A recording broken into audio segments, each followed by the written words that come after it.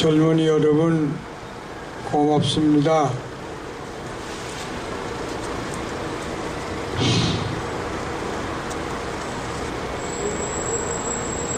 이 1991년도 한진중공업 박창수 열사가 그 악독한 전두환 노태우에 의해서 학살을 당했을 때 날 보고 장례위원장을 하라고 그러더라고요. 난 장례위원은 하도 위원장은 못하겠다 그랬더니 젊은이들이 자꾸만 하라고 그래서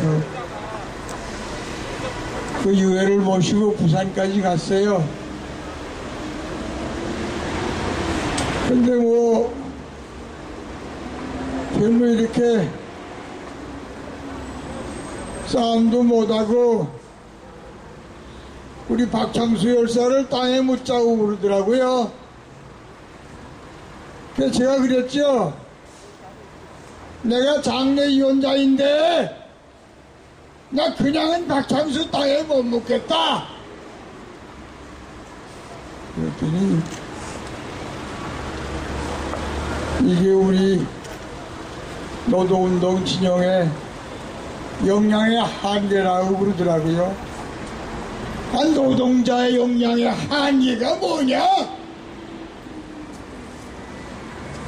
노동자 가진 것은 피눈물과 목숨밖에 더 있냐? 하나도 못하면 배짱하고 선생님 그냥 장례식장에 나가시죠. 나 못 나가. 몇 시간을 버티다가 끌려 나갔는데 여기 혹시 한진중공업 노동자 누구 왔어? 한 5, 6만 명이 모였는데 야! 백규환이 너도 타협하냐? 그건 누가 그러더라고요. 저야 뭐 인품도 없으니까 다시 발길을 돌렸어요. 위원장이 나와야 되는데 내가 뒤로 발길을 돌렸다고요. 그 철로가 있는 데 가서 앉아있더니 또 들어와서 이게 할 수 없으니까 장례식을 치우자고요.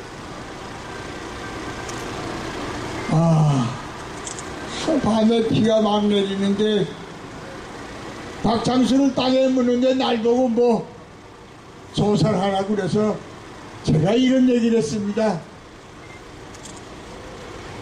봄과 여름에는 숱한 꽃들이 핀다. 그런데 그 많은 꽃들이 피고 지지면서도 열매를 맺어봐야 자기 열매밖에 못 맺는다. 그러나 우리 박창수는 피워보지도 못하고 지지만 노동해방이라는 열매를 맺고서 지금 다시 싹을 틔우려고 땅속으로 들어간다. 창수야, 어서 새로운 씨앗이 돼서 피어나거라. 그리고 울면서 서울 올라왔고, 또 작년에는 여기 성경동이라는 시인 왔나? 그 자식이 뭐 날 보고 희망버스 하는데 같이 하자고 그래서 뭐 따라다니게 그냥 좋으라고 따라다니면서 그래도 우리 진숙이 하나는 어떻게 목숨을 살려서 다시는 이 현장에 이 늙은이가 안 나와도 되리라 이런 생각을 했었는데 여러분 또 나왔습니다. 또 나왔다고 이렇게 아까 여러 우리 동지들이 뭐 죽지 말고 싸우자 그러대요. 우리가 죽었습니까? 나 그 동지들 비판하는 게 아니야. 우리가 죽었냐고. 이건 분명히 이명박과 박근혜와 조남아가 합작을 해갖고 우리 노동자를 지금 학살을 차해가고 있는 겁니다. 내 말이 틀렸어요?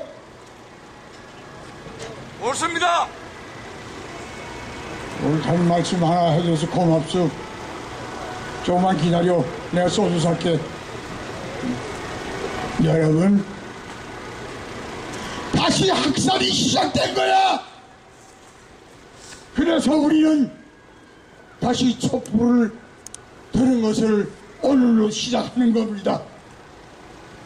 여러분, 촛불을 좀 몰래 드세요.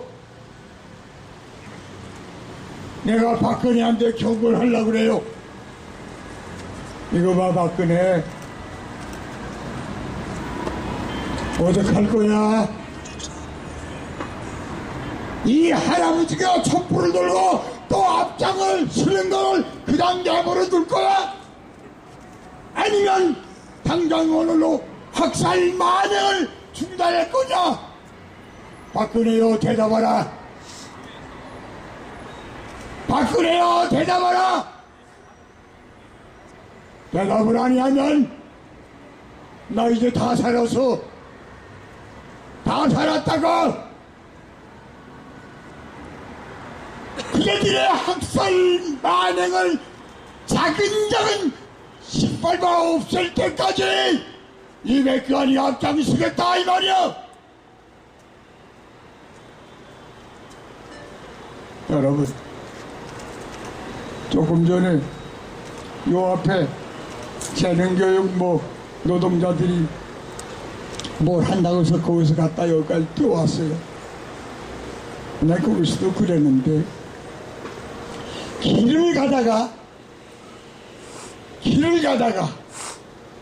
어디로 가야 될지 모를 만치 험한 골짜기로 접어들었을 때 그 앞에 가는 사람을 바라보고 여보세요 일로 가면 내가 어디까지 가는 길이 됩니까? 하고 물어보면 안 됩니다. 앞에 가니까. 그런데 우리보다도 앞서가던 그 양반이 가본 적에 주저앉더니 옆으로 삐져. 앞서가던 사람이 옆으로 삐져. 그럴 때는 그분한테 길을 물으면 안 됩니다. 그분은요, 조금 다리가 아프다고 술집으로 가고 있거든요. 앞서 가다가서 삐지는 사람은 술집으로 가는 거예요. 그러면 누구한테 길을 물을 것이요? 또 가는 구름한테 물을 것이요? 그럴 수도 있지요. 날아가는 새들한테 물을 것이요? 그럴 수도 있습니다. 그러나 앞서 가진 사람이 술집으로 빠졌을 때는 진짜 길을 가고자 하는 사람은, 목적지까지 가고자 하는 사람은 길을 묻을 때 누구한테 물어야 되는지 아십니까? 여러분, 누구한테 물어야 되는지 아시냐고요? 바로 길 가던 우리 자신한테 길을 묻는 수밖에 없습니다. 아시겠어요? 네. 노동자 여러분, 나하고 같이 뜻을 같이 하는 피 끓는 동지 여러분, 이제 우리들은 아무한테도 길을 물을 수가 없어. 우리 자신한테 길을 물어갖고 누구한테 의지할 수도 안 돼요. 다짐해서도 안 돼요. 우리가 나가서 진짜 노동 해방을 이룰 때까지 촛불을 높이 듭시다. 높이 듭시다. 주제!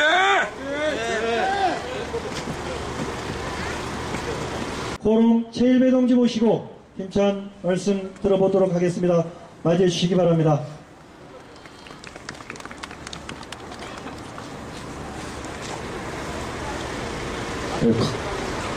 과천 천막농성장에 혼자 있다가 너무 갑갑해서 이 자리에 왔습니다. 그런데 이 자리에 도착하자마자 바른 얘기를 요청을 받았습니다. 무슨 말을 해야 되겠습니까? 수많은 분들이 수많은 발언들을 했습니다. 익히 우리가 다 알고 있는 내용들이고 비슷한 얘기들입니다. 그런데 제가 이 자리에서 무슨 말을 해야 되겠습니까?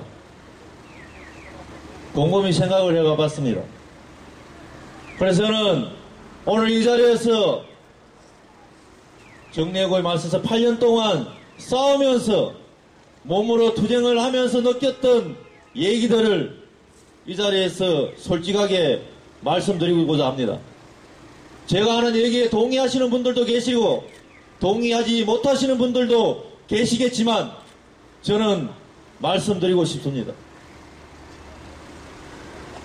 좌절을 얘기합니다. 근데 저는 너무 화가 납니다. 좌절의 이유를, 근본적인 원인을 제대로 파악하지 못하고 있는 것 같습니다. 투쟁사업장 중에 박근혜가 당선되어서 좌절하는 사람 아무도 없습니다.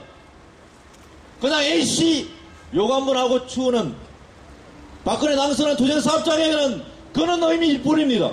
그것이 결코 투쟁하는 동지들을 좌절시키진 않았습니다. 우리가 좌절하는 것은 우리 내부에 있습니다. 우린 단결을 얘기합니다. 많은 사람들이 마이크 잡으면 단결을 얘기합니다. 투쟁이 절박하고 고공농성이 되든 어디든 절박하게 투쟁하는 동지들이 목이 터져라, 피 터져라 절규합니다. 동지들 노동자의 단결하자고 피가 터져라 절규를 합니다. 하지만 그것은 공허한 메아리가 될 뿐입니다. 어느 누구도 자신의 책임이라고 책임지는 사람 없습니다. 모두 다 남 탓합니다. 그러면서도 마이크만 잡으면 또다시 단결을 얘기합니다. 저는 오늘 이 자리에서 한 가지만 말씀드리고 싶습니다. 단결이라는 것은 말로 하는 것이 아닙니다. 그것은 행동으로 하는 것입니다. 매일 모이긴 어렵습니다. 하지만 일주일에 한 번 모이는 것은 어렵지 않습니다. 저는 그것부터 시작했으면 좋겠습니다. 강화문이 되어도 좋습니다. 대한문이 되어도 좋습니다. 시청광장이 되어도 좋습니다. 일주일에 한 번만큼이라도 정말 가슴속에 분노가 있고 이 세상이 이것이 잘못됐다고 바꾸자고 얘기를 한다면 일주일에 한 번만큼이라도 정말 모여봅시다. 말이 아니라 행동으로 모여봅시다. 송전탑에 투쟁하고 있는 동지들, 그 동지들 정말 그들에게 희망을 주는 것은 말이 아닙니다. 정말 희망을 우리가 만들어갔으면 좋겠습니다. 일주일에 한 번입니다. 일주일에 한 번만큼이라도 정말 한 번 모여봅시다. 그래서 정말 이 땅에서 억압받고 핍박받는 민중들의 분노가 어떤 것인지 저들에게 보여줬으면 좋겠습니다. 그것이 아니면 이것을 바꿀 수가 없을 것 같습니다. 제발 행동으로 보였으면 좋겠습니다. 그 길 당차게 투쟁하겠습니다. 투쟁!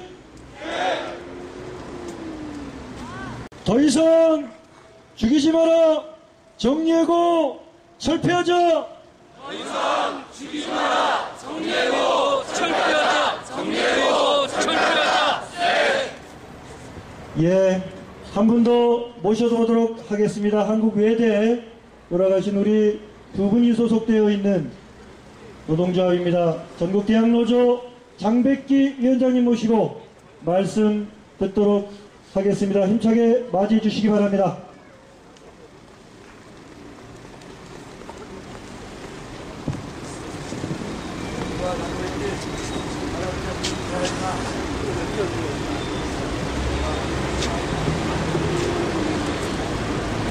동지들의 분노와 한을 풀어야 되고 그런 한은 투쟁을 조직해야 합니다. 그런 투쟁을 조직하기 위해서 전국대학노동조합위원장 투쟁으로 인사드리겠습니다. 투쟁! 예! 투쟁! 예! 언론에서 또 여러분들은 외국어대학의 이호일 지부장과 이기현 부지부장의 문제에서 특히 우리 지부장에 대해서 해고 때 일적 그 가계 부채 어려움 때문에 돌아가셨다. 이 부분이 중심적으로 나와 있습니다. 그러나 이러한 해고의 근본 원인에서는 외국어대학의 박철 총장과 당시 총학생회 그리고 당시 교협의 추악함이 있었다는 부분을 여러분에 말씀드리고자 합니다. 이호일 동지는 외국어대학이 2005년 외국어대학의 총장 선출했을 때 노동조합은 외국어대학의 민주화를 위해서 교직원도 총장 선출에 참여해야 한다고 주장했습니다.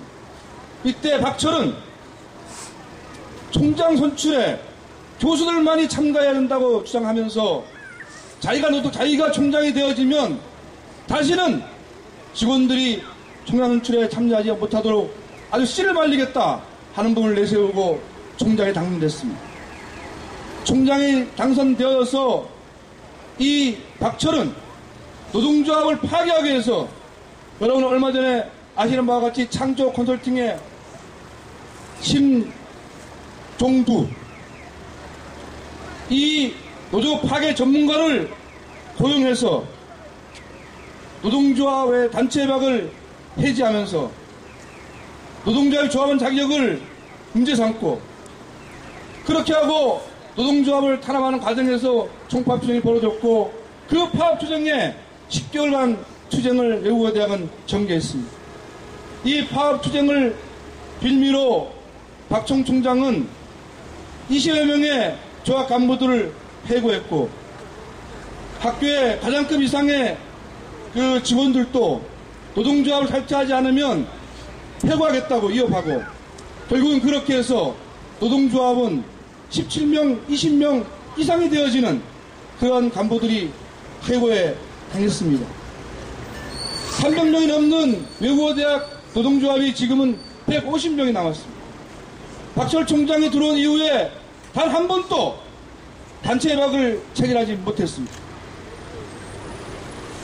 우리 동지들이 10개월 동안 파업투쟁에서 노동무임금을 적용한 박철은 그 돈을 가지고 당시 총학생회장들은 총학생회는 그걸 장학금으로 돌리라고 그랬고 학교는 그 돈을 장학금을 돌려서 학생들에게 줬습니다. 박철만 그러한 우리 동지들을 주거를 몰았던 그런 것이 아니라 그 당시에 총학생회도 결국은 그 노동무임금에 대한 돈을 가지고 장학금을 받으면서 살았습니다. 공범입니다. 뿐만 아니라 총장들도 우리 직원들이 처당하고 있는 것을 그 보직을 그 노동조합을 말살하고 그 자리를 조직들이 차지했습니다. 어저께 박철이가 와서 자기가 사과하지는 아니하고 오히려 죽음을 안타깝다고 했습니다. 결국 우리 동지들을 죽음으로 내몬 것은 박철입니다. 우리가 이 투쟁에 대해서 전국대학 노동조합은 이 투쟁을 동지들의 분노와 한을 투쟁을 조직해서 희망으로 바꿔야 합니다. 우리는 지금까지 살아오면서 절망적인 것이 한두 번이 아니었습니다. 그럴 때마다 우리는 희망으로 바꿨는데 그 바꾸는 것은 우리의 투쟁이라고 생각합니다. 따라서 전국대학 노동조합은 1월 7일서부터 다시 추모기간을 설정하고 외국어 대학 동지들과 함께해서 박철 총장과 그리고 학교 구성원들에 대한 책임 추궁에 대한 투쟁을 전개할 것입니다.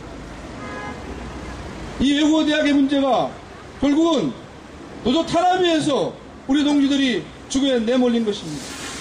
끝까지 전국대학 노동조합은 이 문제를 가지고 박철 총장과 맞짱을 뜨면서 투쟁을 조직하겠습니다. 감사합니다. 투쟁!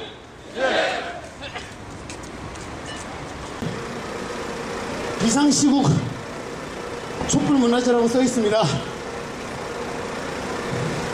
비상시국이란 말이 너무나 어색합니다. 비상은 일상이 아닌 것이 비상입니다. 노동자의 죽음은 지금 비상이 아니라 언제부턴가 일상입니다.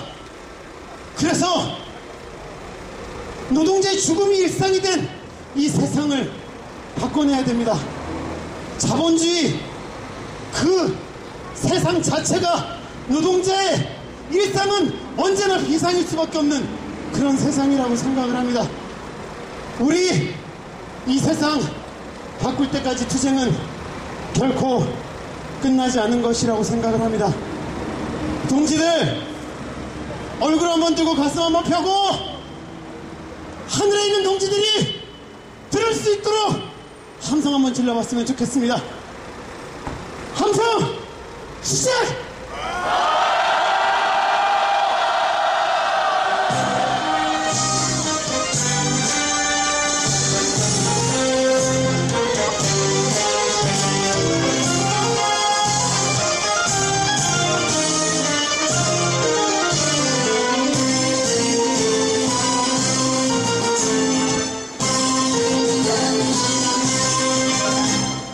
우리의 싸움이 끝이라고 그